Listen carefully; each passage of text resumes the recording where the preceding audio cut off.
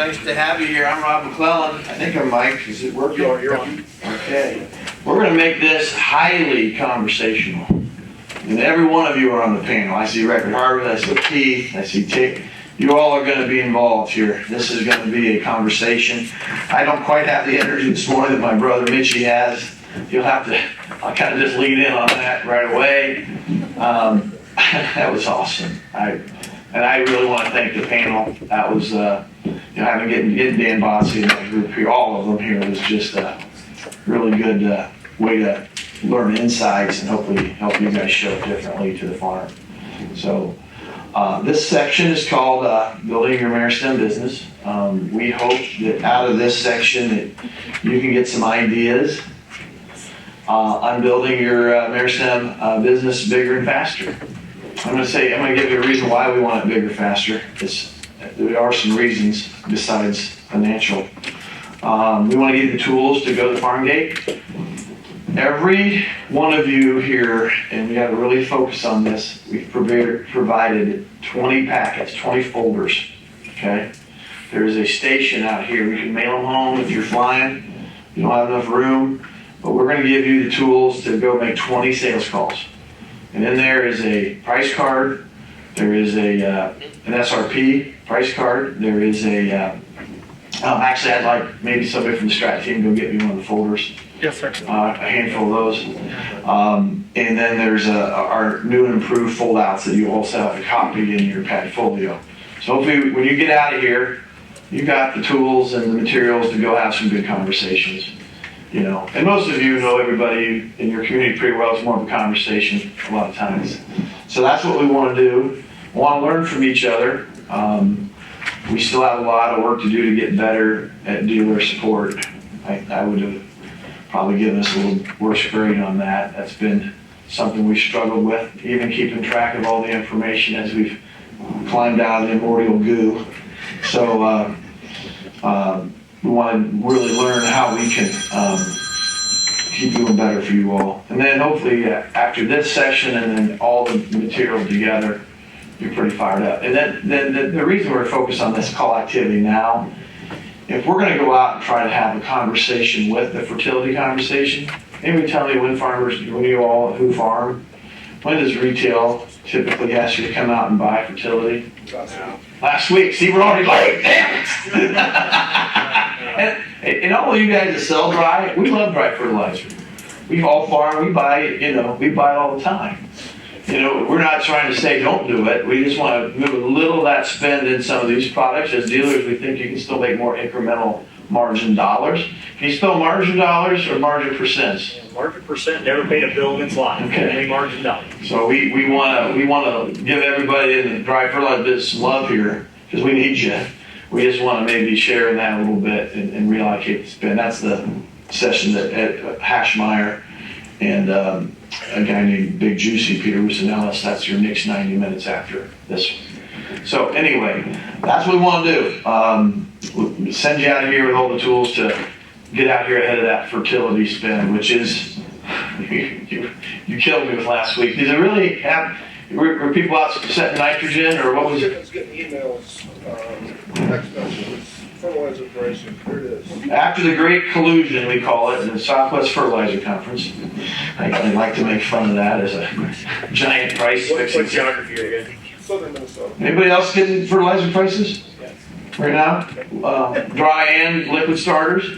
When does the traditional folks who kind of are trying to get some dollars from want you to take your starter fertilizers? Starter, they're not giving us. No prices on that yet? There's no price that yet. They want to get you convinced on the other person. Yeah. UAN. Yeah. Mostly UAN in our area. So we want to be out here in, how many are still in the fungicide pass? Still going? Something, yeah, you said you were 3 weeks still going. Couldn't believe that.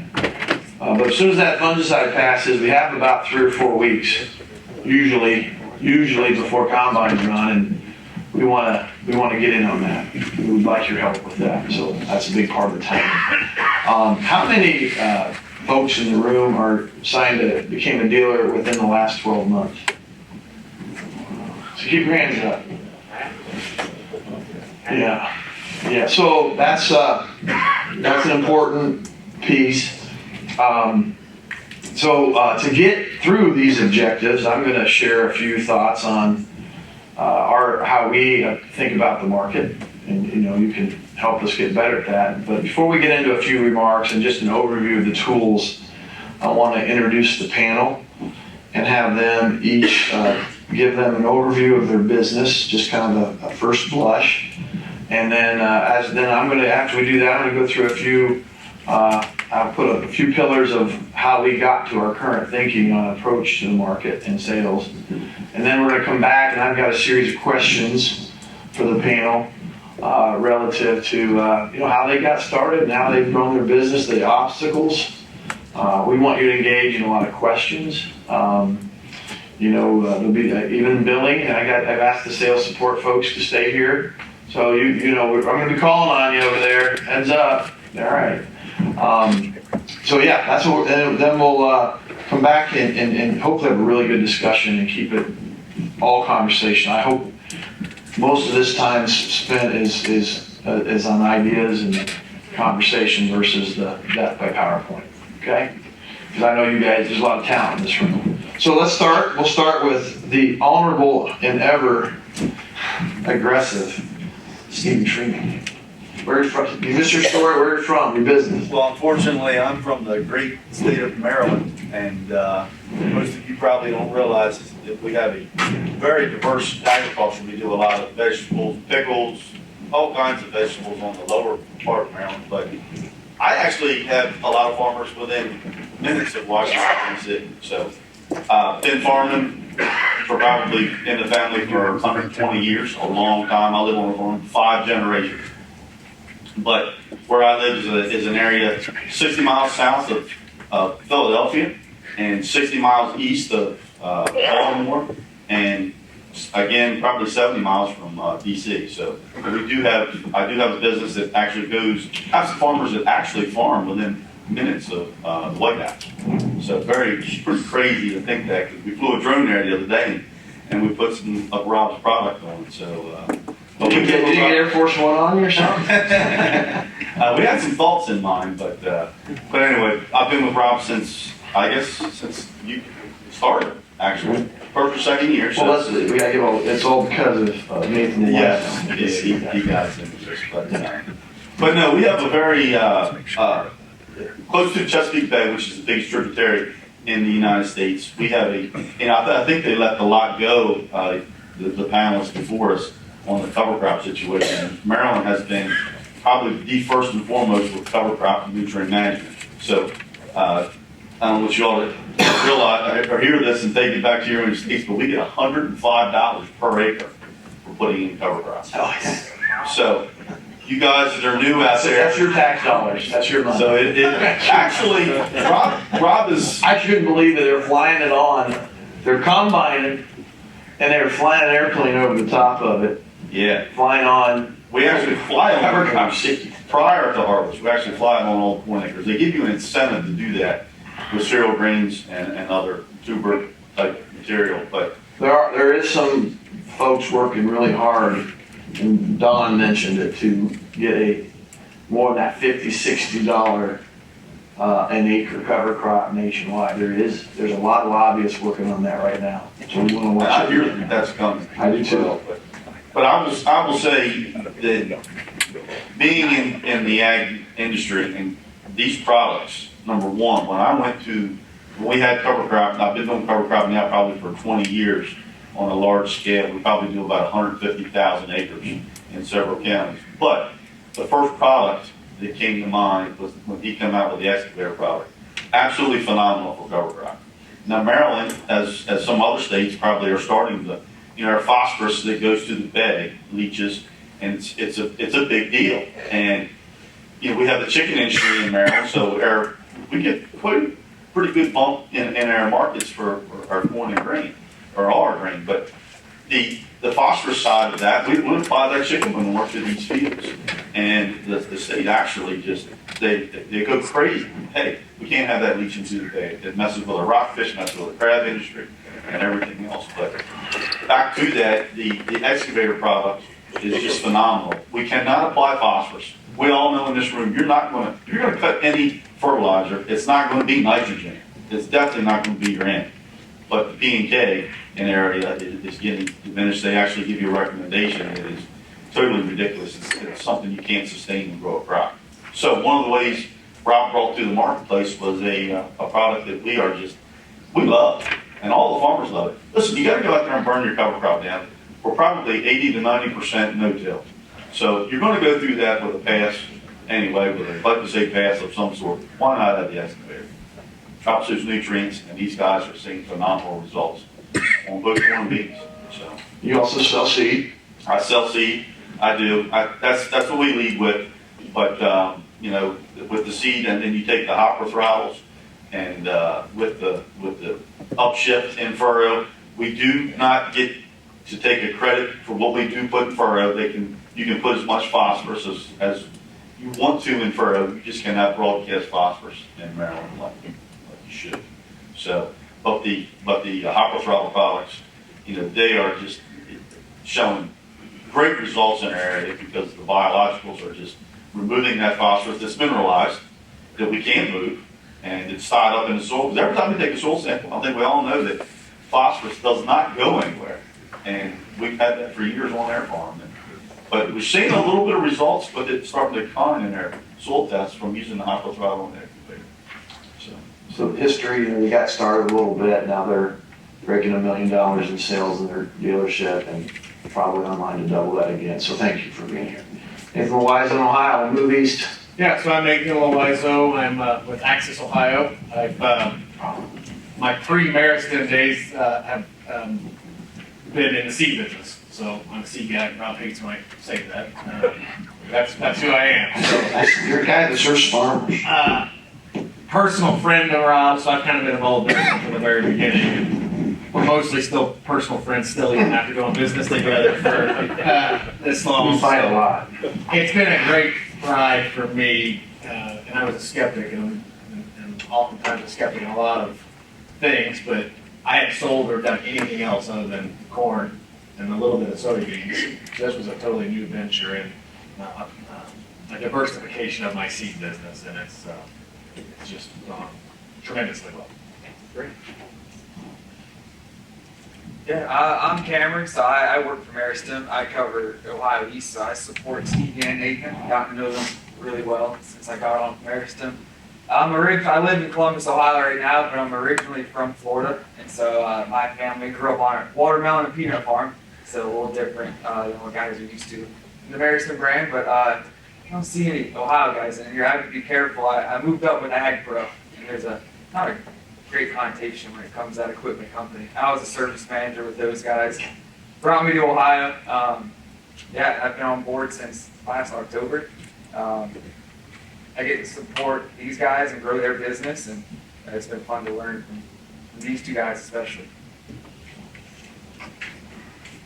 Hi, I'm Chad Gripp, and I own Gripp Custom Farming Corp.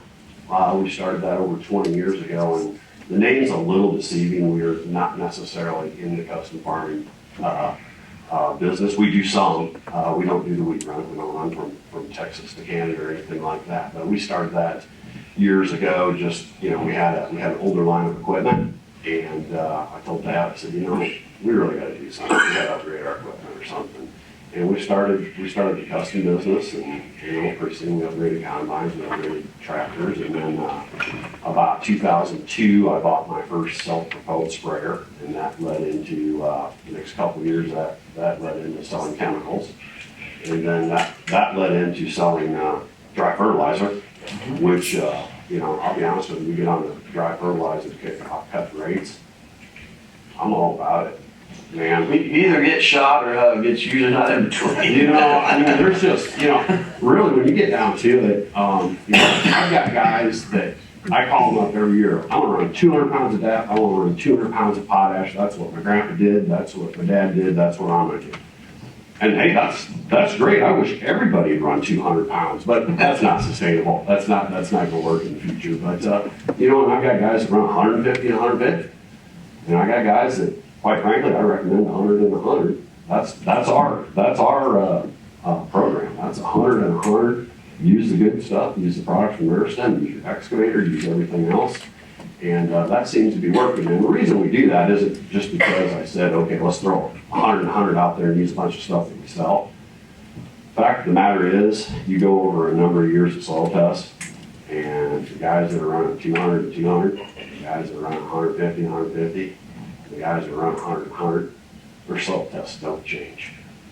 You know, you think the guys that's been socketed to it, it's just out of this world, and it's not really.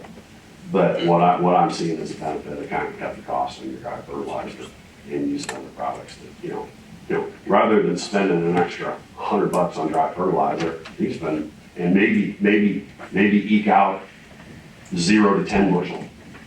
You know, I'm all about using excavator. I'm all about using Revline late season. I'm all about using all that stuff, spending an extra $40, $50 and maybe getting $150 return. So that's where I'm at on the dry fertilizer deal.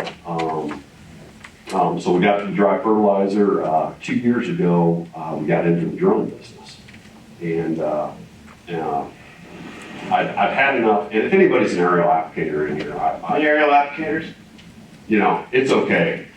You know, you guys, I have the utmost respect for you, dodging high lines, power lines, trees, all that stuff. But we were having some issues with our customer base of getting coverage in the fields.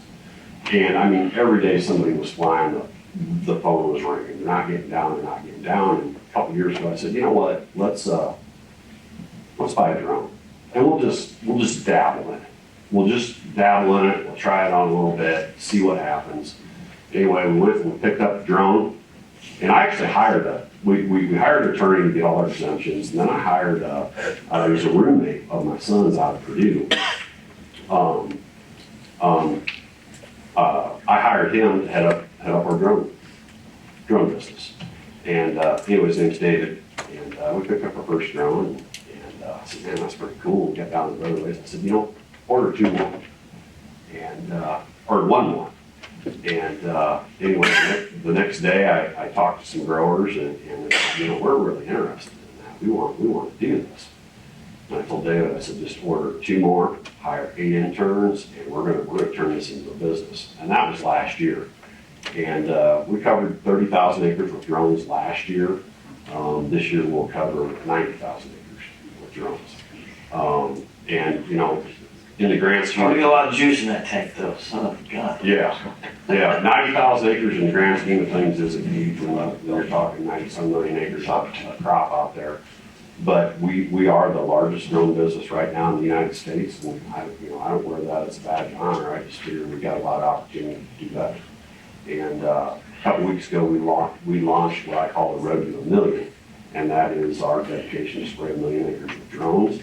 It's our dedication to work with Meristem. We're gonna, Rob and I have spoke about creating some products specifically for the drones. And I mean, that is one of the real great things about Meristem. Out of all the suppliers that we deal with, I don't think I've had anybody come in the door and say, Chad, what can we do for your business? You know, usually it's here, buy this, buy this. Rob and Peter, they come in, what can we formulate for you? What can we do to help you? So that's where we're at today. All right. Well, now we know our panelists, kind of the diverse group, kind of wanted to make it as diverse as possible. Probably too many Ohio people, one problem. But in terms of cropping systems and backgrounds and that sort of thing. And again, we're gonna just cover a couple things here first. And this is, so I want to dive into this. Why is share so important? So to be a discovery company globally, to actually discover active ingredients, you got to have about $1 billion. Okay. We don't have $1 billion, and we don't want to work with people that could give us $1 billion. No, they don't like us, and we don't like them. Now, our friends at Brant have a very nice discovery and innovation engine they're building, but there's a lot of global players that discover molecules that can sell on multiple continents. You're either in that business or you're not. Okay, so you can't put lipstick on a pig. We are not in that business. So if you're not a discovery company and you want to bring value to farm, what do? Well, you've got a few options. On the product side, 97% of everything sold in row crop agriculture is after patent. Anybody want to challenge that one? It's very little. When you get into some row veg, it's a little, there's some uniqueness. But it's pretty much a parity game.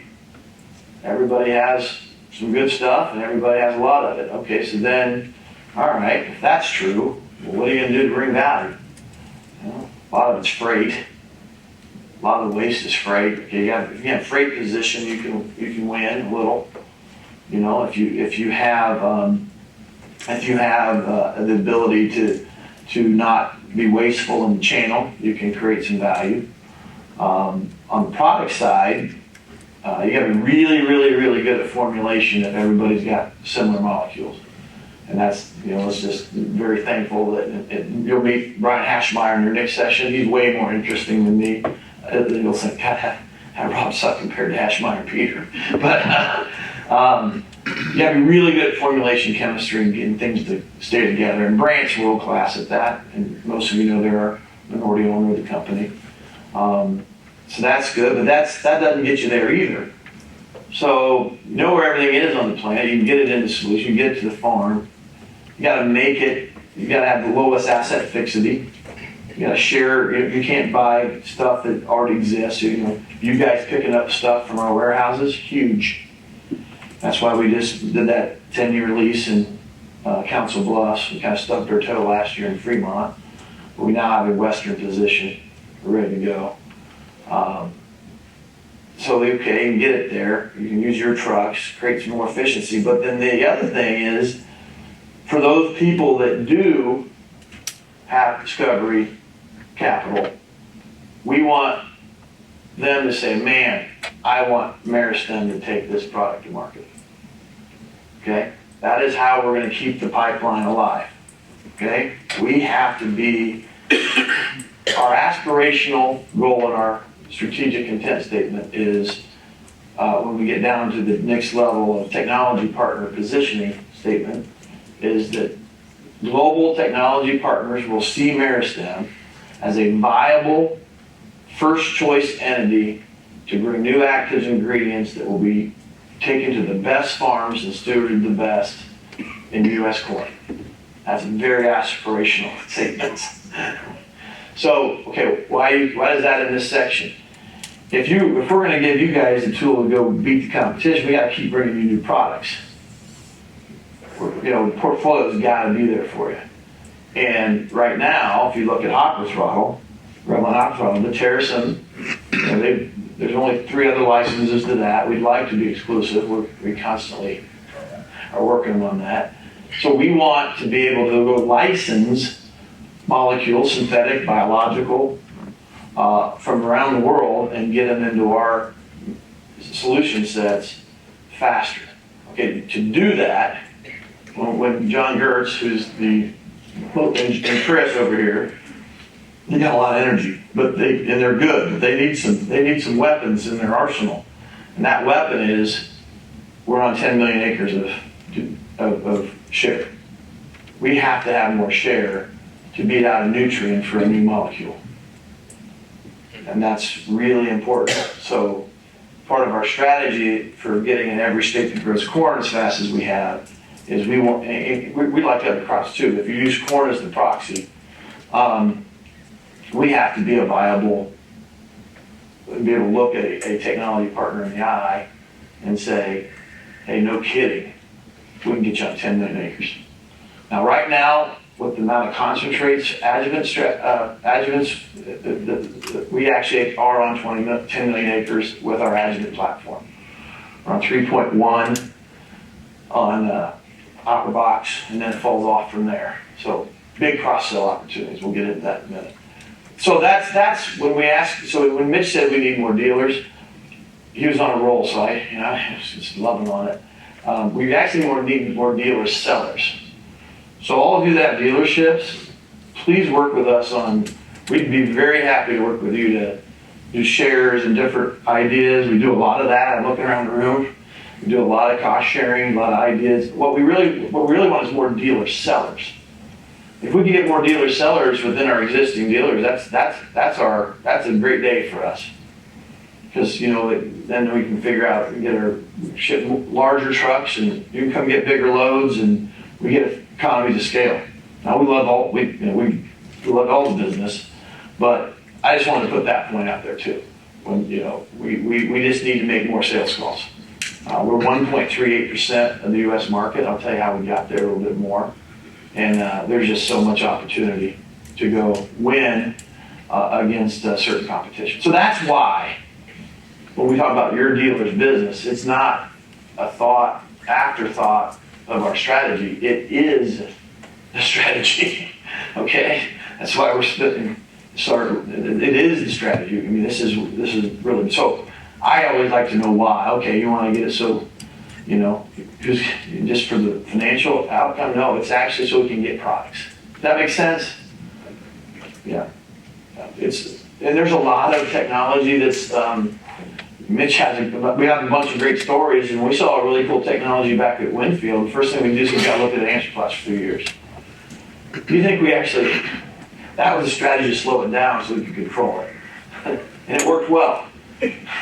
So, and a lot of times in traditional channel retail, they can't bring a new tech. If they've got Radiate that works, but they got another product that's better, they're gonna run that Radiate as long as they can, because they just know their typical sales organization isn't really good at taking that to new things to market. So we can beat them on that.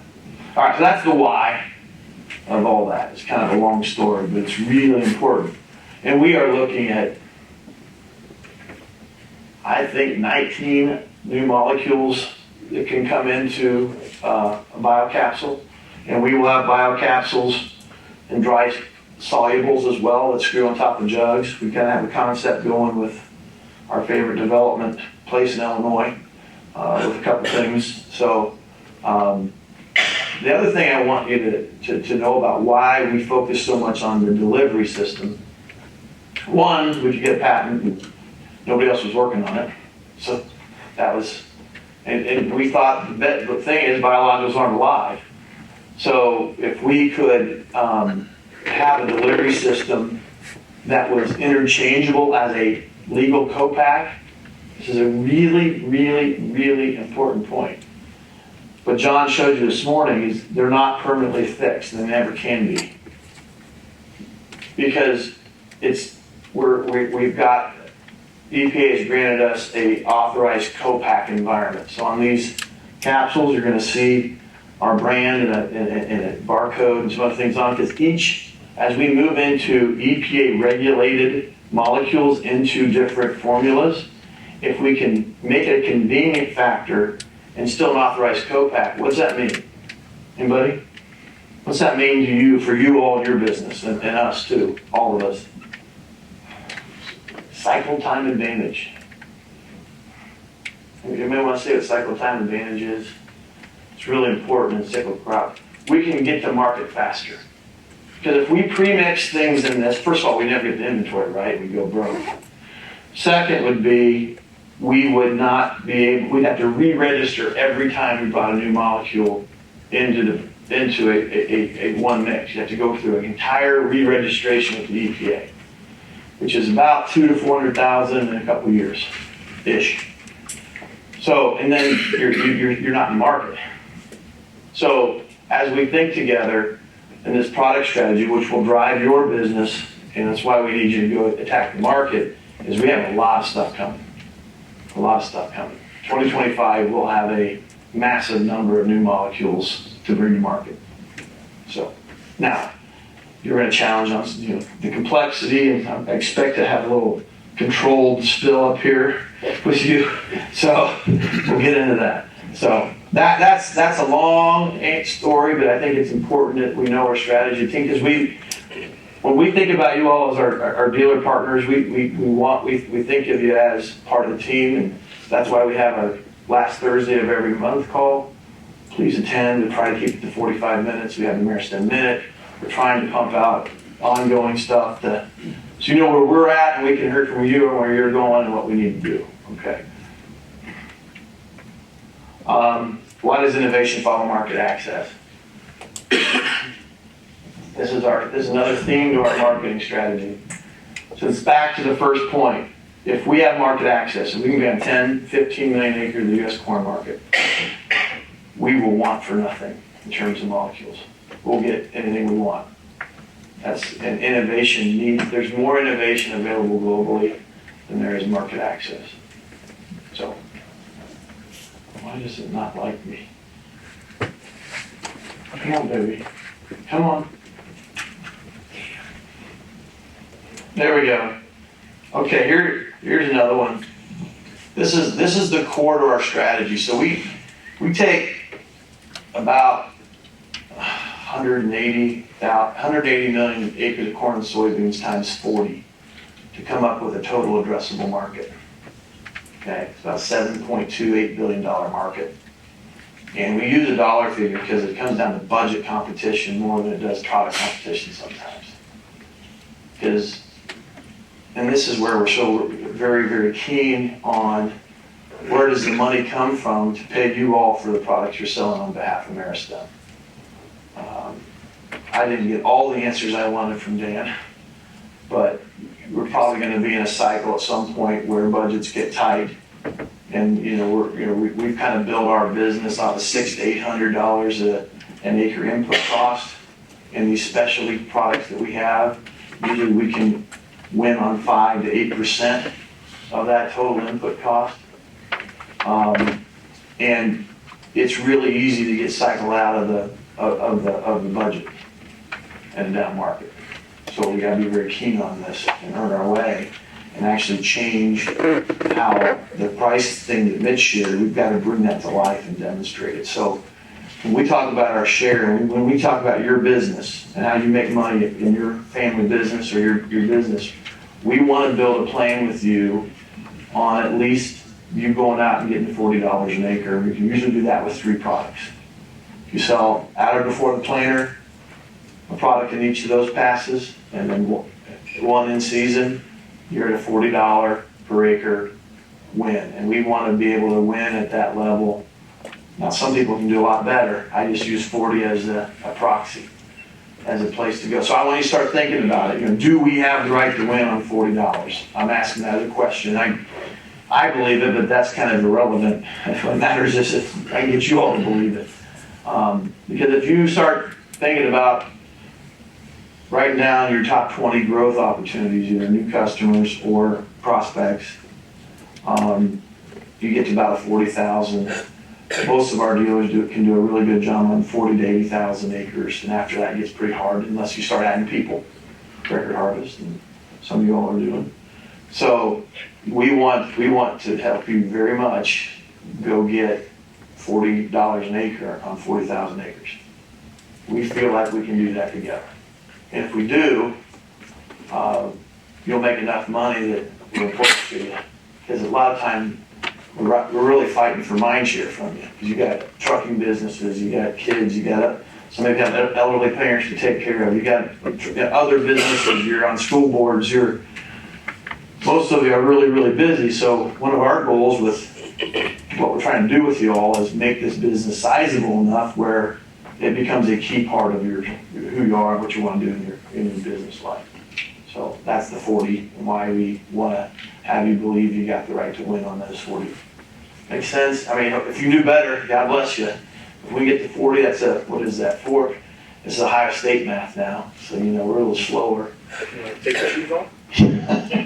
I need both. So that's about, that's 1.6, and if you can hold 20, 25 points, it becomes a really nice business to supplement the macros you're doing or your custom business. It becomes a very durable business, and I think you can help your farmers make money too, which I always say, I tell my kids we're in a trickle up economy. Every dollar we get comes from somebody that works on the farm. So, all right, that's why that is, and that's where that came from.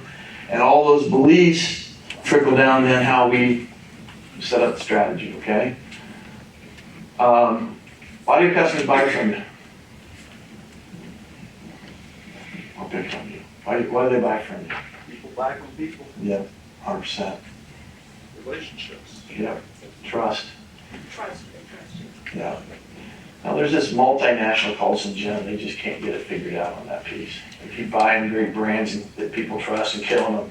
I added up to $24 billion to buy market share, they're still at 6. And it's just been, man, I just keep looking at that thinking, no, so the physics of this thing, so FBN got going and we're looking at the internet, can you change the physics of how people buy? Question mark. We sat around and pondered the question. Could you use internet, blah, blah, blah, fancy advertising bullshit, all this and that? Could you get people to buy without a personal trust relationship? We used to answer the question, no, and especially not in our useful life, which is getting shorter all the time. So we killed that.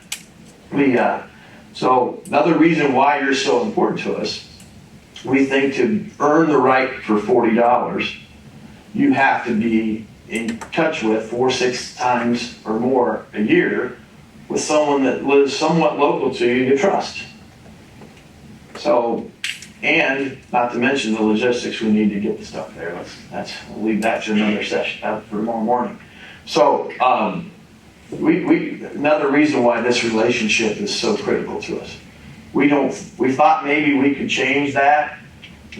The folks at FBN had put out a lot of misinformation about that. It really hasn't happened when you really dig into it. Agree, disagree? So if that's true, then we really need to build more local relationships and be behind the scenes pushing you guys up to as the heroes. So our marketing strategy, our number one guiding principle, another marketing team better be able to answer this off the top, is we celebrate the brand only through the success of our dealers. We never say I, me. It's always you. Always, every picture we have, everything we do, features, every article we write is always featuring the success of the dealer. So we send Elliot around. A lot of you got to know Elliot. He's a pleasure to have. Sometimes he gets a little growly in his older age. Where is he? I was going to tease you. But that's our strategy in go-to-market is celebrate the local. Some of you have local markets where you need specific products. We build some custom products for several of you in here. There's certain products we don't feel like we can do a good job in our national brand. So if you need something locally, we do a lot of that. We're more than happy to do it because we want to make local. We believe local marketers can beat national brands. Somebody name 10 national brands. Go, write them down. Write down 10 national brands on a piece of paper. John Deere, Roundup, product brands. I'm telling you, you won't get to 10. So why hasn't there been more than 10 national successful brands in U.S. agriculture? Because local Funny Becks, regional seed brands, whatever you want to say, access brands, they end up beating the nationals back. Local, quality local brands, highly incentivized local people can kick the shit out of nutrient every day and we're betting on you. Because that's where most of the dollars we want are sitting there and we want to take them out of their pocket and put them in yours and ours. And that's the physics of the deal. So a lot of this is a zero-sum game sale. There's not magical new money because we showed up. It's money that's already being spent. So our strategy is to build local brands through and with you. Because we think we'll win versus trying to spend billions of dollars on a national brand that still hasn't worked in most cases. To build a national brand, you've got to spend about 80 to 100 million a year for 10 years straight. So I had a heart attack last year, so I'm not betting on that. Then I'd ask you all what your local market area is. Let me show you what we think analysis looks like. If you're going to sit down, write down 20 people you want to think about how much money is being spent. So I just took this out of the thing we were doing, and these are the counties a certain large organization does trade in, okay? So we took out of that, how many acres, and we took I guess I was feeling aggressive that day. I went to 45 and 25, trying to make it look bigger. And so that is how much money is being spent in that area on stuff that we sell. And this usually shocks people, because really? And I would tell you that absolutely is true. Have you ever done the market analysis on what we have in our portfolio and what's currently being spent in the very markets you live in, and who spends it, where they spend it? I would suggest we do that together. I suggest you work with your seller on that, because it's a very, very worthwhile market to attack. It's not like we're asking you to go out and attack a market where you can't. It's not worth it. The return on your time, a lot of people call it return on invested capital, ROIC. I like return on time, especially when you're busy as heck. I think this is worth your time. I call this the juice is worth the squeeze slide. Think really hard about this, and think about where it's being spent. Most of it is being spent today. A lot of people don't want to believe it's that good. You got to think this over. Most of it's being spent with those companies.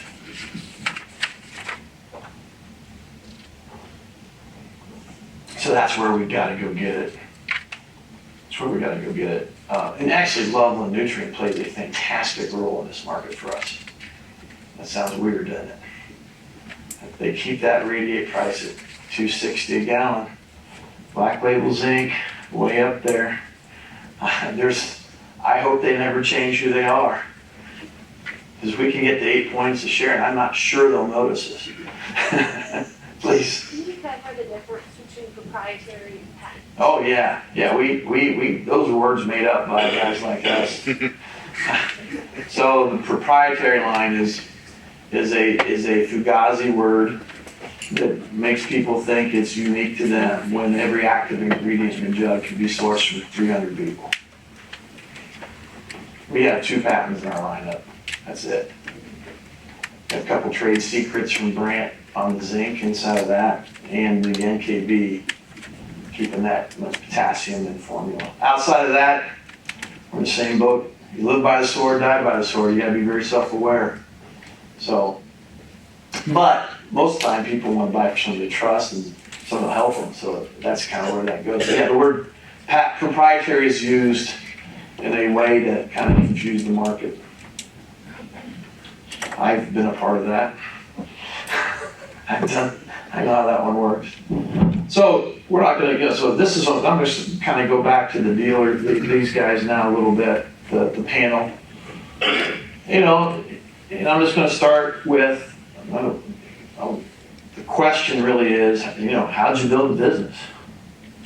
How did you build your plan? And I'll pick on Nathan because it feels so natural. We first met with him. He was having a hard day because he just bought a bunch of corn boxes and he was cash flow crunched. These things are expensive. I remember the day he said, "This isn't gonna work." How do you do it? So I said, "It's a natural fit for the seed business." "No, it's not. No, it's not. I'm the seed guy." That's kind of how it went. I just thought it went really well. I had no choice to believe it went well at the time. So, how'd you do it? How'd it go? Yeah, so after that conversation, I was like, these guys are nuts. They said, hey, we're going to give product away to about 16 growers in southwest Ohio that are rather larger scale. Would you mind helping us deliver that? Absolutely, no problem. They gave me a unthreatening way to call on growers and deliver them something free and introduce myself, but selfishly try to start a relationship and sell them my seed brand, right? That grew to some other products. So I'm a seed guy, so look at his portfolio. Okay, how about nitrogen stabilizers? That's pretty easy. That makes sense. I can replace some nitropyrin. That was odd how you picked that first. I know the nitrogen was really high, so it was just a natural progression of my sales call talking about corn and soybeans. Well, what's the most important thing about corn? Nitrogen, so how about we protect that? So we did that. And then that led into, okay, I'll buy my seed treatment from you. Seed treatment's pink, it's all the same, who cares? I'll buy Well, unless it it too. crystallizes in the bottom and it starts. Yeah. But the PGR space, the foliar piece, that was a foreign concept to me at the time. So I was very skeptical and concerned because, as Rob would say, if you plug a guy's sprayer, you lose a seed customer. So that concerned me greatly. So we just kind of dabbled in that and learned a lot, and it turns out it worked. And growers started asking me more and more questions about that space. And so we just started putting more resources to it. When I started, I just gone out on my own in the seed business and had one employee. And as my Meristem business has grown and my seed business has grown too, I've been able to add people. So I just hired my 7th guy here. He started Monday. And it's just been a natural progression of same thing I always did. Ask questions, tell me about your farm. Tell me about how you're doing things, learn about their planter pass, learn about their sprayer pass, learn about where their weaknesses were, and then just fill in that void. And Meristem's products have largely been the solution. What I really found unique is, I don't know how many of you guys sell seed, but How many sell seed? Man, look at that. That's a big number. farmers inherently trust their seed person. They inherently distrust their fertilizer. Oh, come on, everybody. You know, you just hit that on the head. It's crazy. Yeah, I don't know why that is. For us going into fungicide season this year, I mean, they come to us and price out fungicide and application and all that, and, I gotta talk to my seed guy. It's like, okay, well, what's he gonna say? And some of the real progressive seed guys that are like, yeah, we want you guys to spray fungicide because it makes the crop better. But then you got a few seed guys that they're trying to kind of, I don't know what they're trying to do, but they're trying to give themselves some credit there and save the guy some money, and they're like, no, don't do anything. Those are the seed guys that I don't like. But anyway, the seed guys, I mean, for you seed Seed can guys, be a pain in the ass. for you seed guys that are Meristem dealers, man, you got an ace in the hole because farmers love you and they trust you. That's big. I actually think that the $40 is a low number. I'm just trying to keep it realistic. Listen, if you get, Rob probably, or Cam, he's been with me out there on calls. I threw 6 cases of this in the back of the truck. Before I get home, they better be in. I got an empty truck. But the reason behind it is, you have a product that no one else has. And not to pick on the nutrient or anybody, but if I can't outsell those dudes, I shouldn't be in business. Because they know nothing. They sell on price. And that product, you don't have to even ask. They don't ask for price. You go through a 2-step process of telling them, and it's sold. Because what do most of them do? They walk into John Deere store, they pick up 2 pails of Tidewater Seed, and they walk out. They got no idea what it costs because they never have. Put that on my account, is what they say. Guess what? We have a product. It's 10 times better tap and crap light, number 1, for lubrication. And then it's got all these other nutrients and microbes in it. When did you add anything other than seed to your lineup? What year? Well, it took me a while because I sold DeKalb for a long time. And then in my area, I was the biggest DeKalb dealer, actually on the East Coast. And at one time, they decided that Nutrient, Helena, and all the major brands had to have it. And that totally took the price, and they degraded the bag of seed is what they did. And at that time, I said, you know what, I have got to find another avenue. So I sell the same seed that Nathan does. And the farmers, I love it. And back to him, saying that the seed guy is the lead guy. They ask me for everything. They want to know what fertilizer, hey, my fertilizer guy come give me prices. What am I going to do here? I love it. What did you do in your Willards and your Yes, when I got out of college, I went to work for a fertilizer company. So I had fertilizer background, and most of my customers knew that going into it. But it's still the trust factor. Hey, here's what he gave me. What do you think here? Well, that's going to lead me right into some of these products. You know, you got the cover crop, we got to break it down, we got to spray the excavator, and then we're going to put in the aqua draft extreme because you're going to put the residuals down. You got to have the oil and everything else and the AMS together. And then we're going to come back and we're going to stabilize the nitrogen. with the I'm maintain. gonna get emotional if you keep And then, talking. and then, damn it, I want the NKD, I want to go across the top, so that's $40. It's a planning. So you set up a lot of new dealers, Cameron. What's the challenge? What is the challenges you see with new dealers in the first year? Challenge I see is one, I think it's confidence and active grower calls. So I go out to Stevie's, I think probably once a month, and most new dealers I set up, first thing they say is, well, I'm gonna put a pail of this with every pro box of tinder that leaves my place. And Stevie's one of the few guys that actually does that because he has confidence in the product and he sells the value of what's in that pail right away. And price has never come up on a sales call with Stevie with his customers. And every tinder that leaves his facility has a pail. That's 30 years of trust, is what that is. Has that red pail on every seed that leaves his place. Yeah. What other challenges you see with new folks getting started? I think the active grower calls is the thing. I think these products, it allows you to get on the farm with value and purpose more than your seed calls in the fall and spring. I think you can keep and build that relationship through the summer. I think that's a big setback for a lot of dealers, kind of getting over that threshold of these guys are all 7-figure accounts. Is active grower calls. You hit on it all the time. The guy that makes the most sales calls wins. And I would encourage. Keeps it simple for us Ohio State guys. Yeah. So I would encourage your sellers. Get them on grower calls with you as frequently as possible. I try and. I know Nathan's warehouse guy is probably better than my girlfriend at home. So be with them. Have your seller with you as well. That didn't quite come out like No, that. He's an handsome man. Okay. Chad Gripp, let me ask you this. So when you look out across growing your business, regardless of Meristem, just when you're looking at the business, what are the things that you kind of same way you asked it to kind of bring the same question to you as we had with Waizaki's. What's keeping you up at night, man? What's gonna hold you back, or what? The only thing that keeps me up at night is when I think of something new. So I know that. I get miles per time, man. I'll wake up, it's 2 o'clock in the morning, my eyes come wide open. I'm like, I gotta go on this. I gotta think about this. That's what keeps me up at night. But I think that's in the future for our business. It's innovation. It really is. And I mean that spills right over into Meristem. You guys, talking about all the molecules you're gonna bring to the table.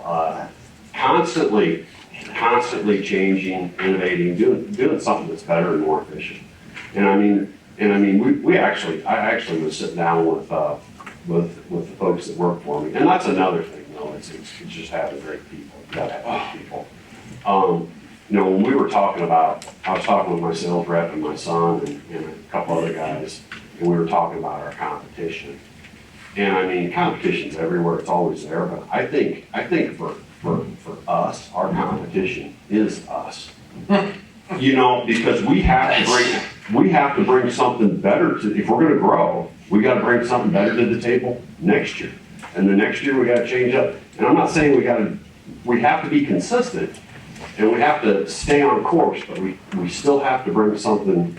We have to better ourselves every year somehow, and when we do that, our customers, our farmers, they appreciate that.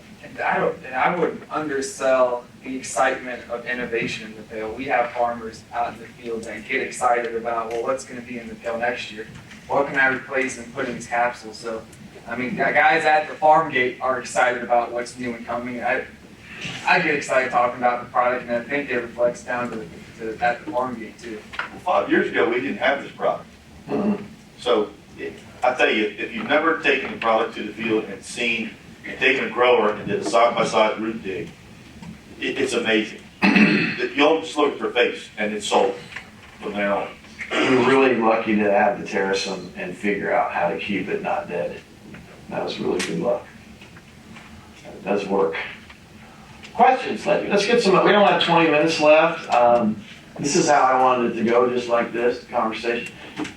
Comments, Keith or any of the other team members Any questions for the panel? Before we, I got one. It's Steve, right? Yeah. You mentioned compete with Nutrien, not so bad, right? But you came from Willard, and Willard, one of the best independent retailers in the country, right? And in a unique market with all the small farms and how it's cut up and all the urbanization in the area. How do you compete with Willard? Well, try to partner. Oh, well, which makes sense. yeah, so actually Willard and I, But that's what I want to ask. That's cool. they don't sell seed. So I'm actually a backdoor fertilizer guy. So, when they asked me for the recommendation, I asked them where they went, who it came from. So I tried to intertwine. But Willard's is a custom application company Right. that caters right to custom blends as well. So there's no DAP and DAP going through there. There's none of that. It's all liquid fertilizer. And hey, look, first thing I'm going to say is, have you called your Willard fertilizer guy? And also, I get the Willard guys, they don't like to spray other products through their machines, of course. I mean, Syngenta's in every, commercial fertilizer company there is in the world, I think, because they give a trip to here, trip to there, just do this, go do that. But they are looking at spraying air adjuvants. They have the concentrates, and they see the value, and they know that there's space in the marketplace for this. But even that, they want someone local. But that's also a trust factor. Think about that, right? It is. I mean, you're, instead of seeing them as, direct, absolute competition, how do you partner with them? That's a great idea. Great idea. Yeah. Good. Have questions for anybody on the panel? I have a comment. Yeah, please comment away. Comment, question? To me, for being able to sell something, the throttle hopper box is the neatest thing ever. Not only is it a product, it's a solution. Right. Farmers know they need more zinc.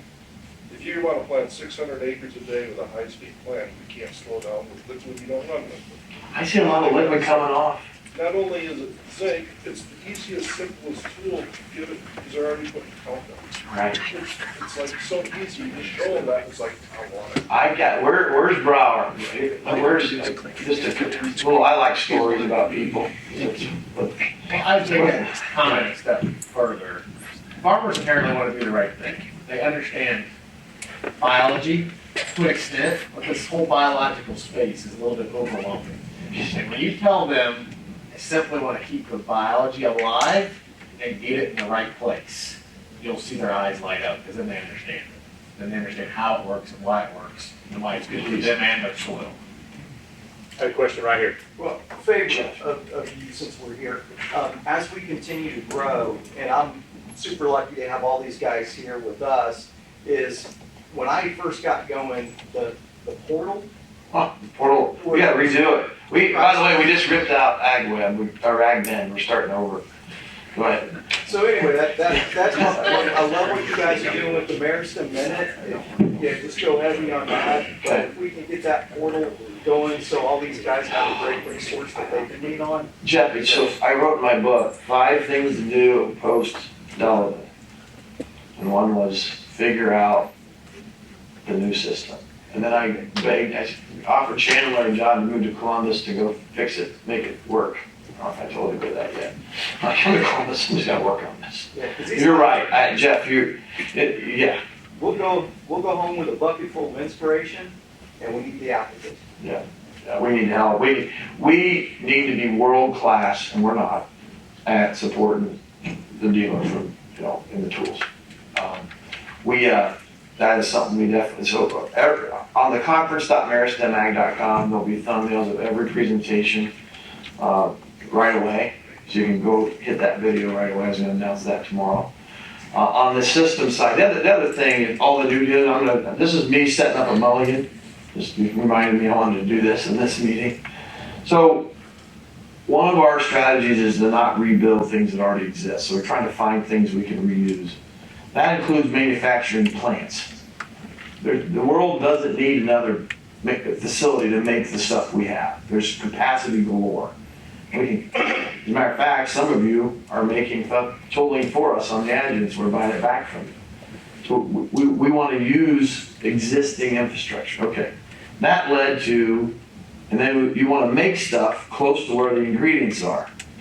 If you have 35% of the product, APG, you want to go where the APG is. for example. You know, closer you are to where it's made, the better. This is where Johnny's like, he's got these spreadsheets and building material. But doing that, then all of a sudden,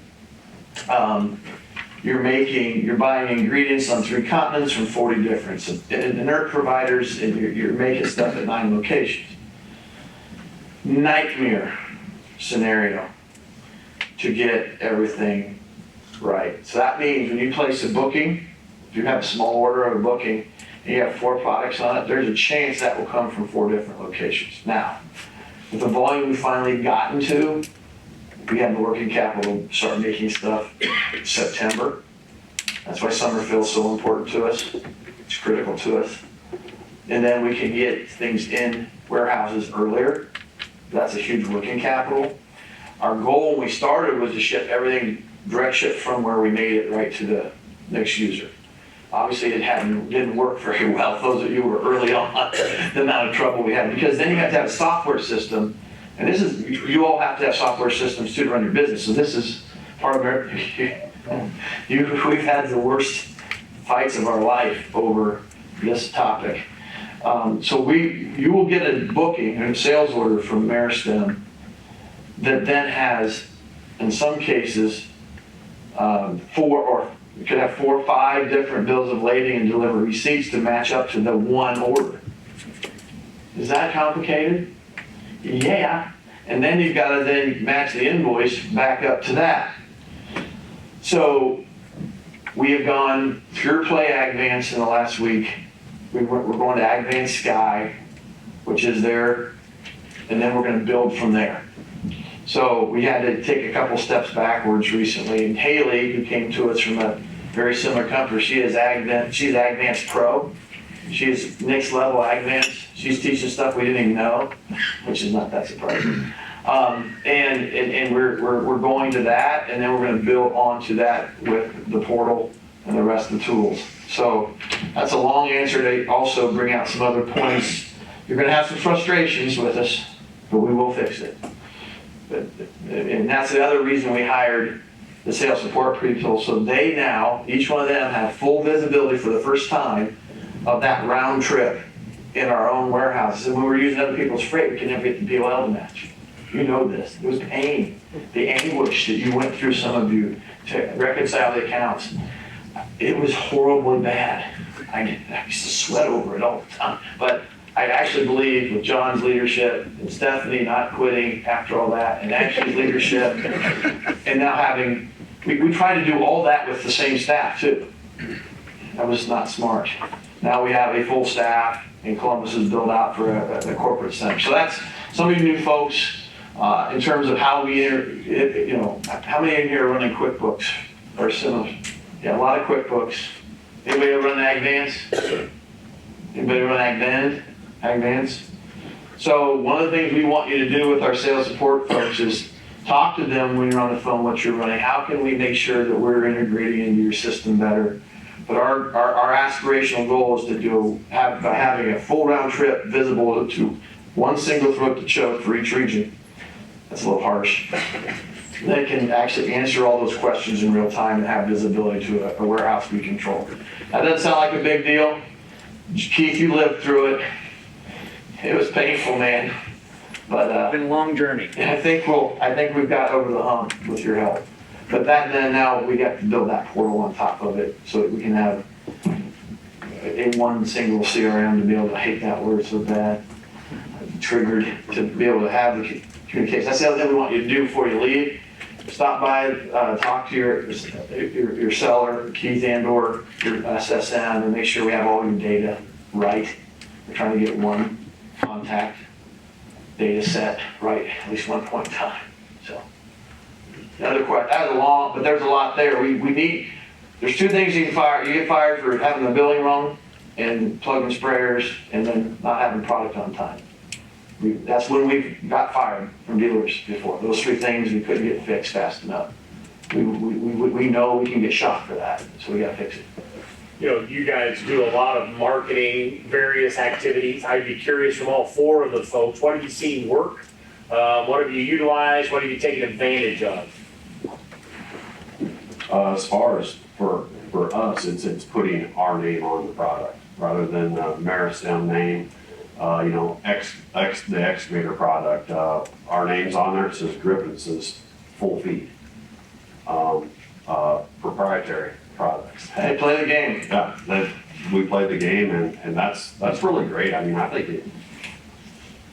it really adds a lot of trust. I mean, when the farmers come in and say, hey, Chad, what should we use? Well, we've got this product. We've invested in this product. This is ours. Our name is on it. They like that. Rather than having a product sitting on the shelf they don't really know much about, or they don't know the name. But Meristem is definitely out there now. But Our name awareness. it's a lot easier to have your own name. But that's a marketing effort in of itself, private labeling for you guys, right? It's a lot of That's effort. huge, yeah. That's What great. are other things that you guys are finding useful? I think Nathan's probably about to speak on it. So we build, and Nathan, his whole portfolio is Meristem branded, and so he's not branding the product, he's branding a program. So he builds a corn and I soybean love program with his Access Ohio label on it, and he's building off the awareness that's coming around the brands now and utilizing it within his dealership. And that Farm Journal ad you guys see there, I had more phone calls for a month and a half straight after the last Farm Journal ad, so I think it's capitalizing off of national marketing and stuff like that too. Well, think about it again, 365,000 farmers are getting what you've got. That is a big deal. I got right? 6 That's gonna be the calls a first thing day. they see. Whether they read the magazine or not, they That's why can't we help but see the cover. That's why we only do Yeah, covers. exactly, yeah. What else are you using this working or helping you? Any other tools? The biggest tool I'll say, just make it simple. Make it simple for your growers. Yes. But make it even more simple for your sellers. They have the confidence to go to that field. So we use a lot of one-pagers. We got a one-pager for corn, on the backside of a one-pager for soybeans. And it just lines it out there, cost per acre, rate, it's all there in a really simplistic form, in addition to why you should use those products. And Meristem has all the tools. I don't want to recreate the wheel, so they Well, usually that's got the point. They're doing a lot of things. Exactly. What can you use that's working and helping you? That's really where the question's coming from. Can you make that available?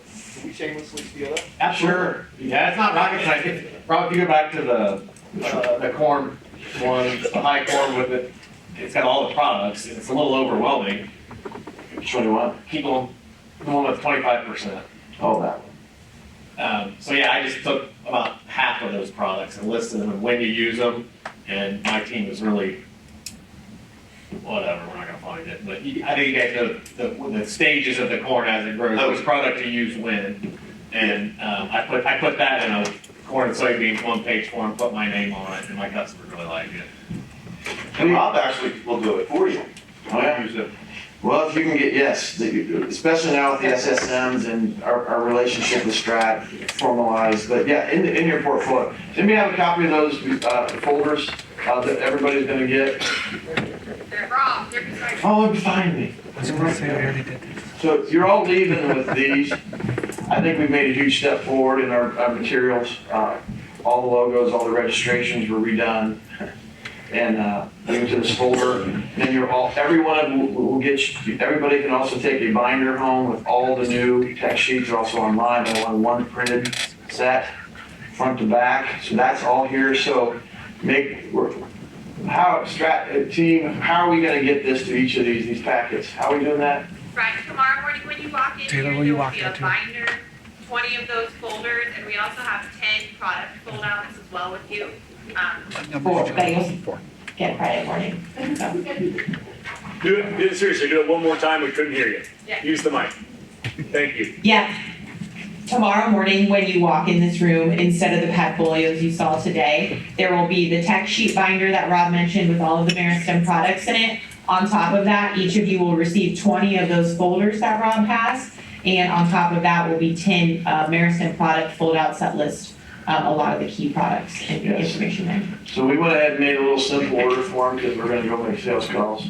You know, you can, obviously, a lot of you got your own order thing, but, you know, just for those that don't, you know, we get this folder, it brings our value proposition, nutrient efficiency, big healthy nutrients fast, optimized in season. Everything's gonna bucket out in 3 simple things. And then in here, we didn't put all the products, we just put the ones you're gonna sell in the next pass. So in here, you've got the everything between now and the planter. So we've got the upshift C pulled out, which is really coming together nicely. Nice one pagers, easy, more than a tech sheet. So you have some examples and some data and the technical analysis in one spot. A lot of you have asked for this a lot of times. We have it, and we didn't do it for every product in the portfolio. We did it for the top 10 featured products, right, Mick? 11. Mick's done all this. Everybody meet Michaela. She's amazing. And then we have this piece on excavator with updated data. So data and the product in one spot. And then of course, we have a hopper throttle corn, all the color coordinations and how it works, and then data and tissue sample analysis, and also one for the soybeans, and then the nitrogen management portfolio. All in one spot. One call out on that, if you are leaving before the end of the day, you won't be here tomorrow morning, please come see us at the registration desk so we can make sure to get you those folders today versus tomorrow. But if you'll be here tomorrow, you will get them tomorrow morning. Confidence, focus, and tools. Everyone have 20 of these, you're ready to go. Go ahead. I think we're out of time. Aren't we? You're good. I mean, now you can stop whenever. 4 minutes? 4 minutes. But Other questions? Yeah, Before before. you have 4 minutes. I wanted to touch on too, make sure you guys pull all these 3 dealers aside and pick their brains. I work with Nathan and Stevie really close. They're good at building a marketing plan about taking products, putting $40 on their acres and doubling and tripling their business every year. And then the ugly side, the inventory and billing, these guys are world class at that too. So any information you can take from these guys, so definitely pull them aside. Another thing I want you to do and think about as you work with your seller and your SSM and the team is we have that summer fill, September 15th, 15% deal. Turn that into a grower program. Go out to your market with a 10% for grower money in September. Take our programs that you're hearing about at the end of every month and consider turning that into your own grower program if you want to. Or you can keep the margin, do whatever you want. That's why it's your business. Our job is to help how you want to do it. But we have a lot of ideas on how you can cascade our programs into local programs. Put your name on it. We've done all, I showed a few of those in Speedman where if you want to work with us, with Michaela and the team, we'll create a piece with your name on the bottom, your pictures, and then help you create a grower program that matches up with,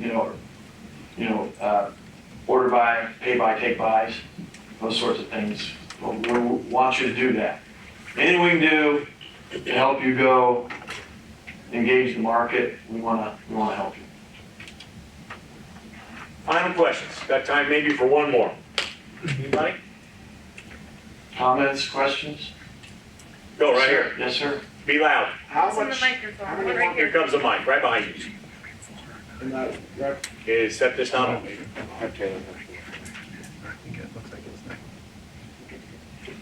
In that pail, how much is gonna get on the seed and how many pounds can you? I mean, you got more in that bucket than what you can put in a box. Right.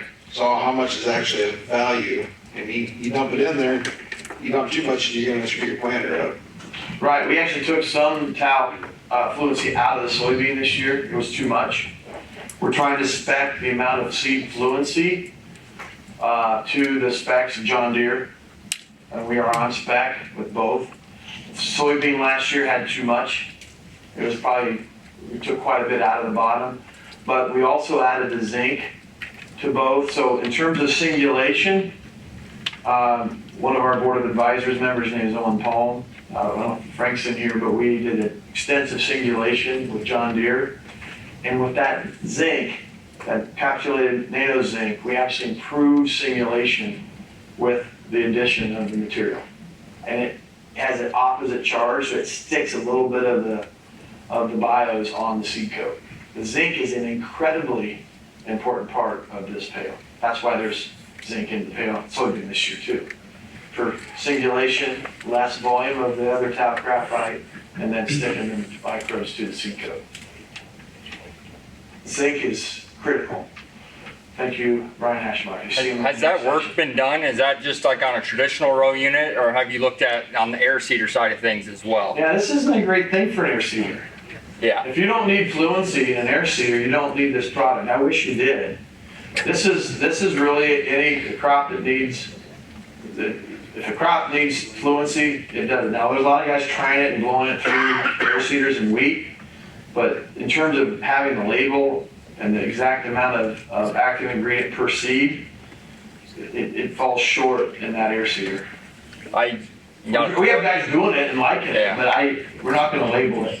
I got it to work by taking about 3/4 of the talc graphite out of it. A lot of guys doing that, and they're seeing with the zinc, it's helping them.